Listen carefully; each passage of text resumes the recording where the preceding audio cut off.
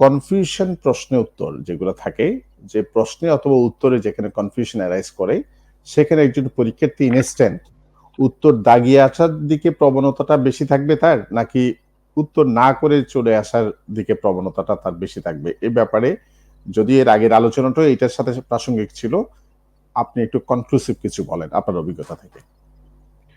যেহেতু স্যার মানে একটু আগেও বললাম যে রিসেন্ট ইতিহাসে বিসিএস গুলোতে দেখা যাচ্ছে কাটমার্ক অনেক বেশি লাগতেছে, এই সেন্সে আমি বলবো কোন ক্যান্ডিডেট যদি না দাগায়, যেমন আপনি বলছিলেন 120-25টার উপরে অনেক ক্যান্ডিডেটরা দাগাই না, না দাগালে কিন্তু তার নম্বরটা পাওয়ার সুযোগ থাকছে না।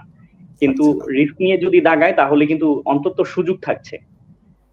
তো এই কারণে আমার মানে মতামত হচ্ছে, আমার পার্সোনাল অপিনিয়ন হচ্ছে দাগানোর চেষ্টা করাই বেটার। তবে এটা এর মানে এই না যে 4টা অপশনের কোনোটাই আমি জানি না, চিনি না, একেবারেই আননোন সেই ধরনের প্রশ্ন আমি দাগিয়ে ফেলবো, এটার কোনো মানে হয় না।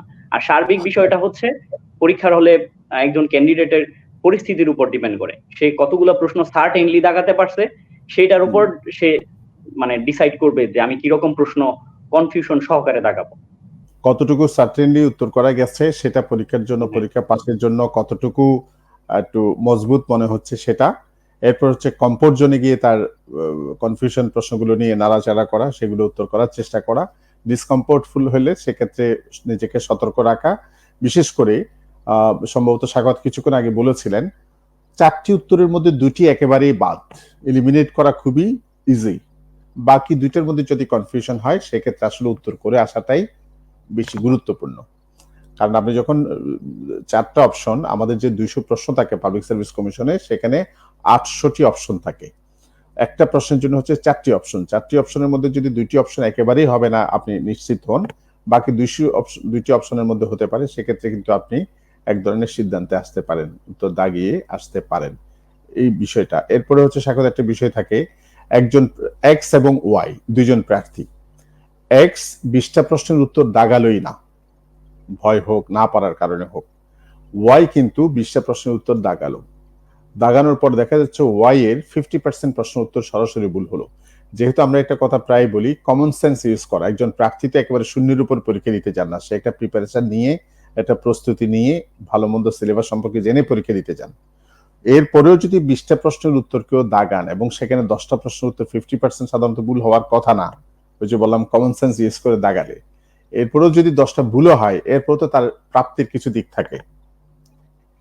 ঠিক আছে শাখাওয়াত?